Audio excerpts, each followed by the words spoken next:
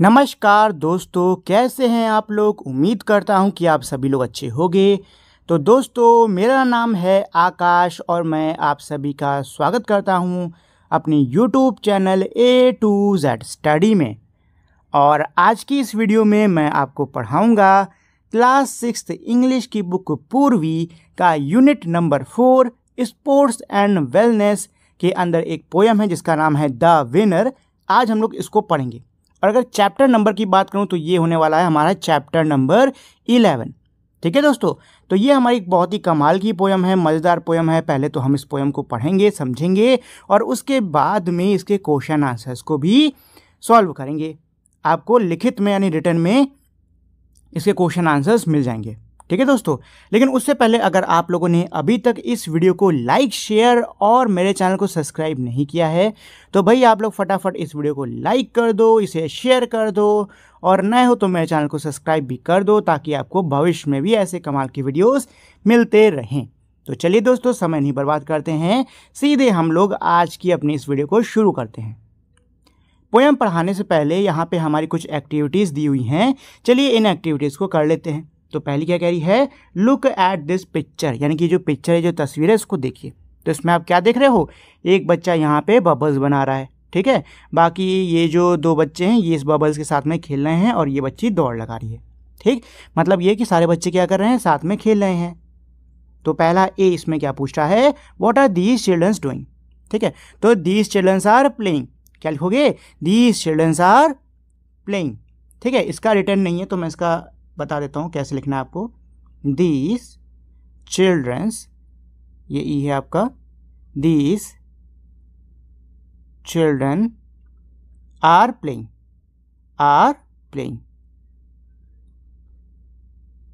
ठीक है, ये हो गया इसका आंसर। नेक्स्ट क्या है, where do you think they are. आपको क्या लगता है ये लोग कहाँ पे हैं। ठीक है, तो इसका आंसर क्या हो जाएगा, they are in the park, यानी कि ये लोग कहाँ पे हैं, पार्क के अंदर हैं। What is the time of the day, दिन का कौन सा समय है। देखो अब इस तस्वीर में क्या आपको ऐसा कुछ दिख रहा है जो कि समय को दर्शाए। बिल्कुल, क्या है, परछाई। ज़रा बच्चों की शैडो यानी कि परछाई को देखो, लंबी बन रही कि नहीं बन रही। और बताओ दोस्तों, लंबी परछाई कब बनती है, शाम की तरफ। कब बनती है, शाम की तरफ। यानी ये बच्चे कब खेले, इवनिंग में खेल रहे हैं। कब खेल रहे हैं, इवनिंग में। ठीक है, नेक्स्ट है मेरा क्वेश्चन नंबर 2। क्या कह रहा है, discuss the given questions with your classmate and teachers, you may begin your sentence with. जो मेरे दिए हुए क्वेश्चंस हैं इनको आप अपनी क्लासमेट के साथ में और टीचर्स के साथ में क्या करो, डिस्कस करो। ठीक है, और आप अपने सेंटेंसेस को ऐसे शुरू कर सकते हो, I go to the park, I play with my friends, ऐसे करके। ठीक, चलो इन पे आते हैं।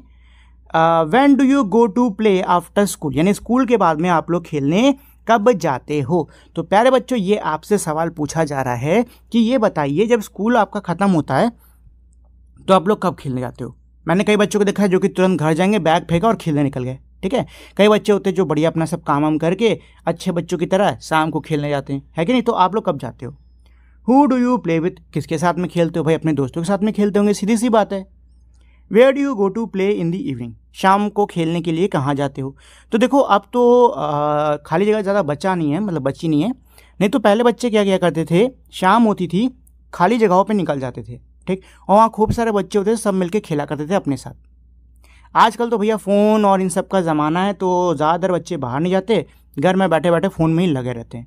ठीक है, जो कि बहुत गलत बात है। हमको बाहर जाके खेलना चाहिए, सेहत के लिए ये बहुत ही अच्छा होता है बच्चों। चलिए नेक्स्ट क्वेश्चन क्या कह रहा है, which game do you like playing, आपको कौन सा गेम अच्छा लगता है। तो भाई जहाँ तक मुझको लग रहा है ज़्यादातर बच्चे जो है इसमें क्रिकेट आंसर देने वाले हैं, क्योंकि क्रिकेट जो है वो हमारे देश में बहुत ज़्यादा पसंद किया जाता है। फिर है फुटबॉल, ठीक, उसके बाद बास्केटबॉल, अगर बास्केटबॉल कोर्ट आपके घर के आसपास है तो। ठीक है, वॉलीबॉल, मतलब गेम्स बहुत सारे होते हैं। आपको कौन सा पसंद है खेलना सबसे ज़्यादा। When do you come back home, घर कब आते हो। भाई घर तो तभी आते हैं, देखो हम लोग तो तब आते थे शाम को जब एकदम घर से मम्मी चिल्लाने लग जाती थी, क्या कर रहे हो, इतना अंधेरा हो गया, वहीं खेलते रहो क्या रात भर। तब आते थे हम लोग, नहीं तो हम लोग तो आए ना रात भर खेलते ही रहे, यही करते रहे, है कि नहीं। तो आप लोग बच्चे लोग बता दो, आप लोग कब घर लौटते हो, टाइम पे लौटते हो कि चिल्लाना पड़ता है सबको। चलिए, तो ये है हमारी पोयम, इसको पढ़ना शुरू करा जाए। Evenings we play ball next to the creek in our neighbouring field. Poem क्या कह रही है, इवनिंग यानी शाम के समय वी प्ले बॉल, हम लोग किससे खेलते हैं, बॉल यानी गेंद से खेलते हैं। Next to the creek, creek किसको बोलते हैं, क्रीक किसको बोलते हैं, क्रीक जो होती है ना वो पानी की छोटी सी नहर को बोलते हैं, ठीक है, पानी यानी बह रहा हो, छोटी सी नहर टाइप की हो, उसको बोलते हैं क्रीक, ठीक। तो ये बच्चे क्या कह रहे हैं कि भाई शाम को हम लोग बॉल से खेलते हैं क्रीक यानी कि छोटी सी नहर के बगल में, इन आवर नेबरहुड फील्ड, हमारे पड़ोस में फील्ड यानी मैदान है वहाँ पर। तो ये बच्चे क्या कर रहे हैं, बच्चे शाम को बॉल से खेल रहे हैं, कहाँ पे, पड़ोस में एक मैदान है जिसके किनारे एक नदी नहर बहती है, वहाँ पर खेल रहे हैं। वी रन सो फास्ट, हम इतनी जोर दौड़ते हैं, I can't even catch my breath, हम इतनी जोर दौड़ते हैं कि मैं अपनी सांस भी नहीं ले पाता या ले पाती, ठीक है ना। तो यहाँ क्या कह रहे कि बच्चे बॉल से, भाई बॉल से खेलोगे, बॉल के पीछे भागो कि नहीं भागोगे, भागोगे ना। तो सब बच्चे लोग इतना जोर भाग रहे हैं कि ये जो बच्ची है ये कह रही है कि भैया सब इतना जोर का भागते हैं कि मेरी तो सांस नहीं आती है। देखो जब हम लोग बहुत तेज भागने लगते हैं या नहीं भागने लगते हैं तो सांस लेने में दिक्कत होती है कि नहीं, हाफने लग जाते हैं एकदम। तो बच्ची यही कह रही है कि भाई इतना जोर का भागते हैं हम लोग कि मेरी तो सांस ही नहीं आती।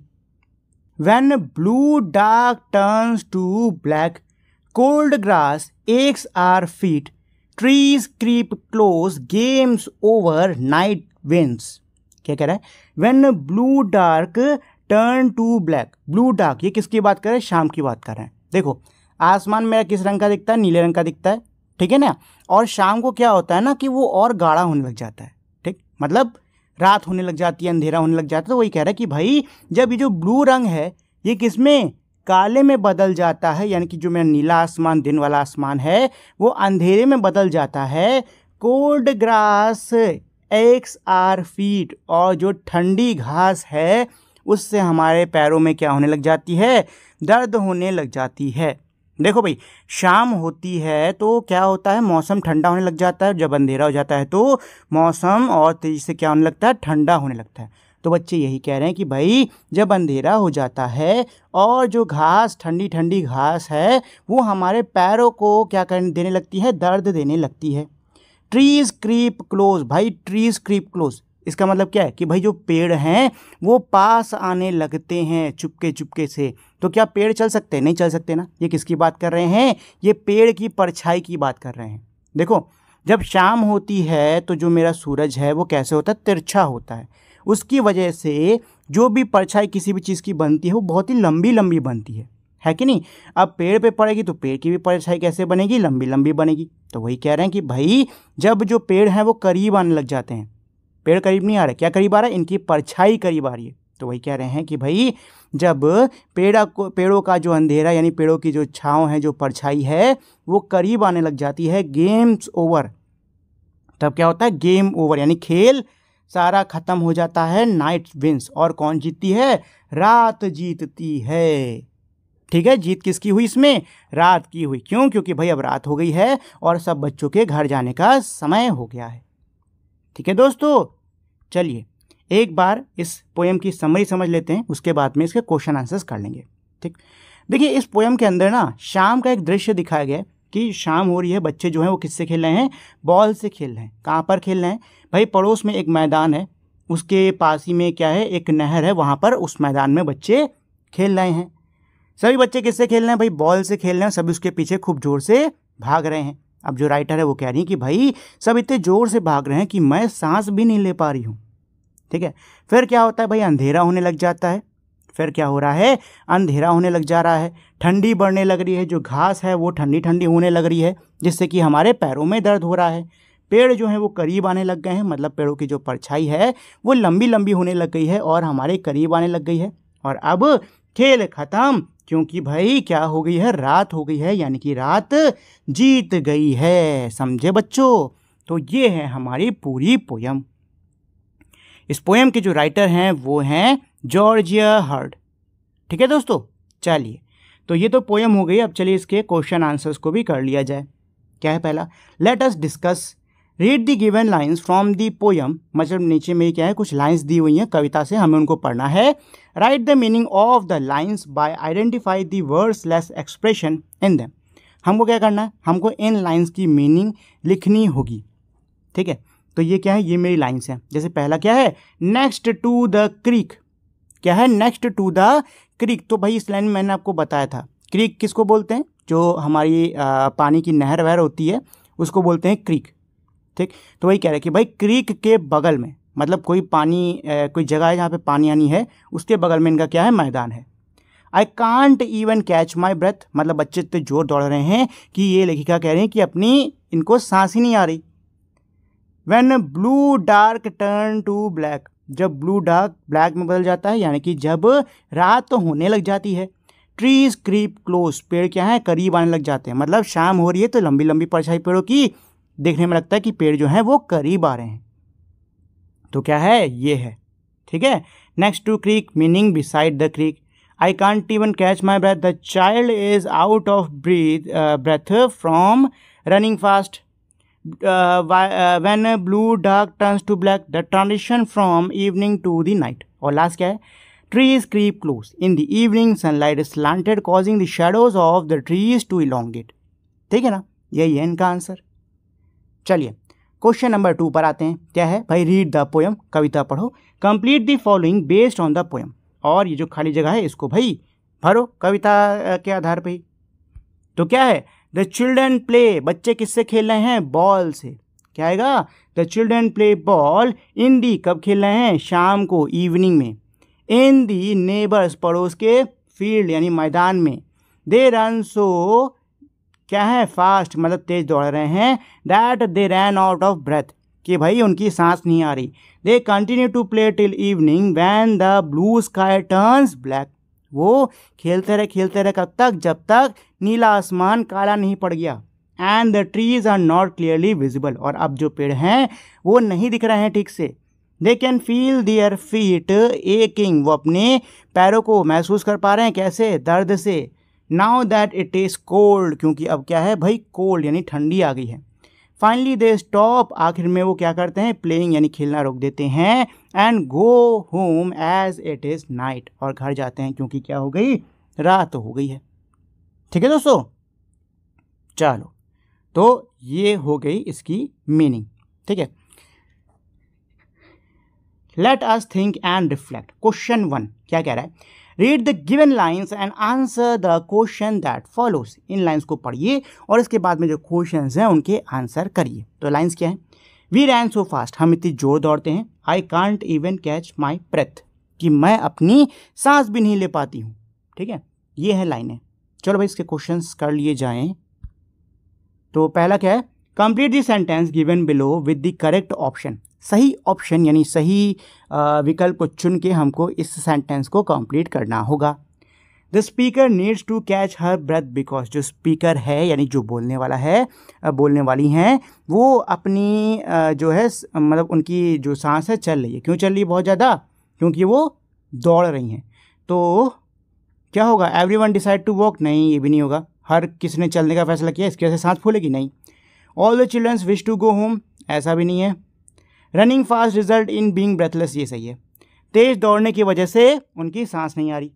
सेकंड क्या है, is the speaker alone why do you से सो, जो कहने वाली हैं इस कविता में, क्या वो अकेली हैं, तो जवाब है नहीं। क्यों, क्योंकि भाई देखो यहाँ पे वी शब्द का यूज़ किया गया, और वी का मतलब क्या होता है, वी का यूज़ करा कि नहीं करा, वी का यूज़ किया गया है। और वी कहाँ लगाते हैं, जब एक से ज़्यादा लोग होते हैं, तो वी का मतलब यहाँ पे ज़्यादा लोग हैं।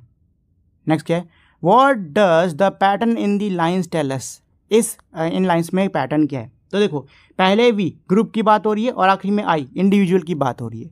तो पैटर्न क्या है, पहले ग्रुप की बात हो रही है फिर इंडिविजुअल की बात हो रही है। ठीक है, ये सेकंड वाले का answer. No the speaker is not alone because in the above lines the word we is used which show that there are many children's.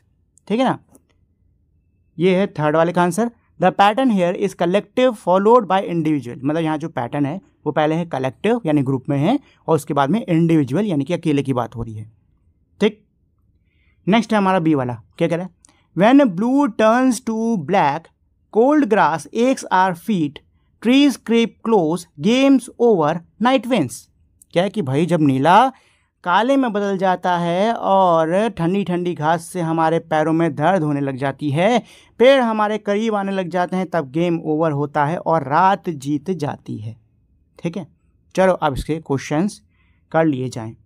तो पहला क्या है, give one reason why the grass is cold. एक कारण बताइए, कोई एक कारण दीजिए कि जो घास है ये ठंडी क्यों हो गई। तो भाई क्यों ठंडी हो गई, क्योंकि जैसे जैसे रात होती जाती है जो तापमान है यानी जो गर्मी है वो कम होती जाती है, जिसकी वजह से घास ठंडी होने लग जाती है। तो इसका आंसर क्या है, ये है because it is evening, because in evening, it is नहीं, सिर्फ इन करो, INN, because in evening the temperature drops as the sunset. ठीक है, इन करना, इट इज़ हटा देना। कंप्लीट द सेंटेंस सुइटेबली, हमको इस वाक्य को पूरा करना होगा। The childrens feet are aching because, बच्चों के पैरों में दर्द हो रहा है क्योंकि they have been running and playing for a long time on a cold grass, क्योंकि वो बहुत ही लंबे समय से दौड़ रहे हैं, खेल रहे हैं ठंडी ठंडी घास के ऊपर, और इसी वजह से उनके पैरों में क्या हो रहा है, दर्द हो रहा है।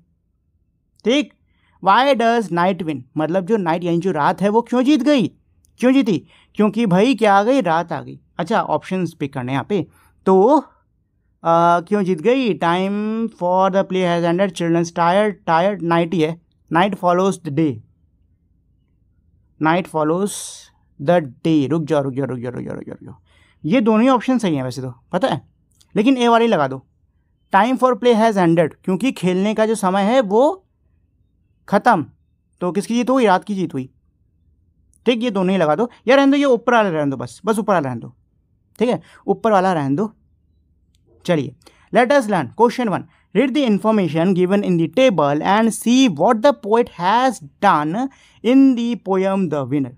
क्या कह रहा है भाई, टेबल में दी हुई जानकारी को पढ़िए और देखिए कि इस कविता के अंदर जो कवि हैं वो क्या कर रहे हैं। तो ये हमारी जानकारी है टेबल के अंदर की, इसको पढ़ लेते हैं। Line from the poem, I can't even catch my breath, what the poet has done, poet ने क्या किया है, this tell us that the childrens are really out of breath, the pattern is used to highlight them being out of breath. क्या कह रहा है कि भाई ये दिखा रहा है कि जो बच्चे हैं वो वाकई में वो क्या है भाई, हाँफ रहे हैं। ये पैटर्न जो है वो दिखा रहा है कि क्या है कि भाई बच्चे हाँफ रहे हैं, सांस उनकी कम आ रही है। और यहाँ पे एग्जाम्पल दिया है, जैसे the leaves falling falling falling, यानी पत्तियाँ गिर रही हैं गिर रही हैं गिर रही हैं। नाइट विंस, यानी रात जीत गई। The poet has used human qualities to inanimate things for inanimate things, here night has been shown as winning, this is called personification. देखो यहाँ पर ना पर्सोनिफिकेशन की बात हो रही है। ठीक, पर्सोनिफिकेशन का मतलब क्या होता है कि हम जो ऐसी चीज़ें हैं जो कि जीवित नहीं, जो कि हिलजुल नहीं सकती, हम उनको व्यक्ति के तरीके से दर्शाते हैं। ठीक, जैसे कि मैं कहता नहीं हूँ कि मेरा बिस्तर मुझे बुला रहा है, रात हो गई, अंधेरा हो गया और मेरा बिस्तर मुझे बुला रहा है। क्या बिस्तर बुला सकता है, नहीं बुला सकता है ना, लेकिन तब भी हम बिस्तर को ऐसे दिखा रहे हैं जैसे कि मानो वो कोई क्या हो, व्यक्ति हो। इसी को हम लोग क्या बोलते हैं, पर्सोनिफिकेशन, यानी किसी अजीवित चीज़ को जीवित के रूप में दिखाना। ठीक है ना, चलो now try to write some examples of your own for both use imagination and creating when creating these examples। क्या बोल रहा है कि भाई अब आपको कुछ एग्जाम्पल खुद के भी मतलब खुद से बना के लिखने होंगे। तो भाई कोई भी लिख दो। अब ये मैंने बेड वाला एग्जाम्पल दिया, ठीक है, साथ ही में और भी कई सारे लिख सकते हो, जैसे कि बहुत सारे हो जाएंगे। ऐसे लिख सकते हो, the chair is sitting there comfortably, यानी जो कुर्सी है वो वहाँ पे आराम से बैठी हुई है। क्या कुर्सी बैठ सकती है, नहीं बैठ सकती ना, वो सिर्फ रखी होती है। ठीक है, ये भी पर्सोनिफिकेशन ही हुआ एक तरीके से। और कढ़ाई गुस्से से लाल है। क्या कढ़ाई गुस्सा कर सकती, नहीं कर सकती ना, लेकिन तब भी मैं ऐसे दिखा रहा हूँ कि उसमें क्या है, मनुष्य की भावना है। ठीक, ये भी क्या हुआ, पर्सोनिफिकेशन का ही एग्जाम्पल हुआ। चलो, ऐसे आप कोई भी कर सकते हो। सेकंड क्वेश्चन क्या कह रहा है, the poet has talked about a creek in the poem, you now know that the creek is a water body, complete the word web given below by writing which other water bodies you think of, discuss with your teacher. देखो बहुत आसान है। क्या कह रहा है, यहाँ water bodies लिखी हैं, नाम लिखा है वाटर बॉडीज़ का। आपको बताना होगा कि किस में पानी होता है। तो भाई नदी, नाले, तालाब, यही सब लिख दो, खत्म, और कुछ नहीं करना है। ठीक, 3 मैंने लिख दिए हैं, मैं चाहता हूँ बाकी आप खुद से करो। नेक्स्ट क्या है, let us listen to the riddles and write which sport is being refer to in the table below. क्या बोले भाई, नीचे कुछ रिडल्स यानी कि पहेलियाँ दी हुई हैं, आपको बताना है इन पहेलियों में कौन से खेलों की बात हो रही है। तो ये है मेरी रिडल नंबर 1। क्या है, run and pass, kick a black and white ball, kick it straight into the goal, watch for mud, don't fall, what sport am I. क्या बोल रहा है, भागो और पास करो, काले और सफ़ेद रंग की गेंद को किक करो, सीधे इसको गोल में मारो। तो ये तो भाई फुटबॉल ही है, आगे पढ़ने की ज़रूरत नहीं। किस स्पोर्ट की बात हो रही है, फुटबॉल की बात हो रही है। लिख दो इधर फुटबॉल, कहाँ, यहाँ पर। आंसर यहाँ लिखना, जो आंसर है उनको यहाँ पे लिखना। ठीक, चलो सेकंड रिडल यानी दूसरी पहेली पर आते हैं। होल्ड योर ब्रेथ एंड से हुत्तुत्तू, आगे जाने की जरूरत ही नहीं। हुत्तुत्तू या फिर कबड्डी किस में बोला जाता है, कबड्डी के खेल में बोला जाता है। तो ये किसकी बात कर रहे हैं, ये बात कर रहे हैं कबड्डी की, जिसको कि हुत्तुत्तू भी बोलते हैं। थर्ड रिडल क्या है, in the water hold your breath, the water is very cold, arm turns leg kick in the blue pond, which sport I am. क्या कह रहे कि भाई पानी के अंदर अपनी सांस रोक के रखो, पानी बहुत ठंडा है, हाथ बढ़ाओ। ये स्विमिंग की बात हो रही है। ठीक है, ये स्विमिंग की बात कर रहे हैं। किसकी बात कर रहे हैं, स्विमिंग की बात कर रहे हैं। चौथी पहेली पे आते हैं। Breathe in breathe out, practice every day just right, we will be healthy and fit, get energy and grow in might, what am I. ये कौन सा स्पोर्ट है, ये कौन सा स्पोर्ट है, ब्रीथ इन ब्रीथ आउट। ये तो योगा लग रहा है, कहीं योगा कोई स्पोर्ट नहीं होता। ये ना पढ़ने में मुझको योगा लग रहा है, लेकिन योगा कोई स्पोर्ट नहीं होता। देखो मैं ना पूरे का मतलब समझा देता हूँ। क्या कह रहा है, सांस अंदर लो, सांस बाहर छोड़ो, रोज मुझे प्रैक्टिस करो, मुझे प्रैक्टिस करोगे तो हेल्दी और फिट रहोगे, एनर्जी में रहोगे और तुम्हारी शक्ति बढ़ेगी। ये तो योगा ही है भाई, ये तो योगा। इसके अलावा कोई ऐसा खेल ही नहीं होता जिसमें सांस अंदर बाहर लो, ये सब करो। लेकिन पता नहीं कौन सी दी है। फिलहाल मुझको ये पहली समझ में नहीं आ रही, आप लोग को समझ में आ रही तो भाई बता दो क्या है इसका आंसर। नेक्स्ट क्या है, try to create a riddle about your favourite game slash sport slash activity, share your riddle with your classmate, let us see who all are able to guess it right. क्या बोल रहा है, अपने मनपसंद के खेल के लिए क्या बनाओ, पहेली बनाओ और दूसरों से पूछो, बस कुछ नहीं करना। Let us speak, enact the role of parent and a student. आपको क्या करना है, माता पिता और बच्चे के रोल यानी किरदार को निभाना है। अब इसमें सिचुएशन दी है। पहली सिचुएशन, बच्चा जो है वो मतलब देरी से घर आया है पार्टी के बाद में, माता पिता गुस्से में है, बच्चा समझा रहा है। सेकंड सिचुएशन क्या है, sharing detail of game you played. आपने कोई गेम खेला, उसकी डिटेल आप शेयर कर रहे हो अपने पेरेंट्स के साथ में, बच्चा खुश है और माता पिता पूछ रहे हैं कि बताओ क्या क्या हुआ। तीसरी सिचुएशन क्या है, bring a new friend home after play time. खेलने के बाद में नए दोस्त को घर लेके आए हो, तो बच्चा पहले तो क्या करेगा भाई, परिचय देगा कि ये मेरा दोस्त है, ये, और पेरेंट्स उसका बच्चे का स्वागत करेंगे। ठीक है, चलो let us right a paragraph about your play time, use the clues given below. नीचे दिए हुए जो क्लूज हैं उनकी मदद से आपको अपने खेल के समय के ऊपर एक पैराग्राफ लिखना होगा। क्लूज क्या है, आप कौन से टाइम पे खेलने जाते हो, क्या खेलते हो, ठीक है, what game do we play, कौन सा खेलते हो, मनपसंद क्या खेल है, और यही सब चीज़ें। चलो let us explore, there are many indigenous game in India, kho kho is an example of an indigenous game. क्या कह रहे हैं कि भाई भारत के अंदर बहुत से इंडिजीनियस शब्द का मतलब होता है घरेलू, यानी भारत के अंदर बहुत से घरेलू खेल भी हैं, जैसे कि खो खो खेला कि नहीं खेला, खो खो बढ़िया खेल होता है। Indigenous games are native to a region. Indigenous game क्या होते हैं, ये एक रीजन यानी कि ये एक क्षेत्रीय खेल होते हैं। ठीक है, मतलब किसी क्षेत्र के खेल होते हैं। Find out some native games of your state and other part of India. अपने जो आपका स्टेट है, जो राज्य है, साथ ही में भारत के जो दूसरे हिस्से हैं, उनके किसी नेटिव गेम के बारे में पता करो। Learn the rule of one such game and play it with your classmate under the supervision of your teacher. क्या कह रहे भैया, ऐसे किसी खेल के नियम के बारे में जानो और अपने टीचर की निगरानी में उसको अपने दोस्तों के साथ में खेलो। ठीक है, तो ये बस हमारा लास्ट क्वेश्चन था। तो ये चैप्टर हमारा काफ़ी ज़्यादा छोटा है, खेल के ऊपर है, मज़ेदार है, इंटरेस्टिंग चैप्टर है। उम्मीद करता हूँ आपको इसको पढ़ने में और साथ ही में समझने में मज़ा भी आया होगा और आपको अच्छे से ये समझ में भी आ गया होगा। जाने से पहले दोस्तों मेरी आप लोग से छोटी सी रिक्वेस्ट है कि अगर आपको ये वीडियो पसंद आई हो तो प्लीज़ आप लोग इस वीडियो को लाइक, शेयर और चैनल को सब्सक्राइब कर दीजिएगा।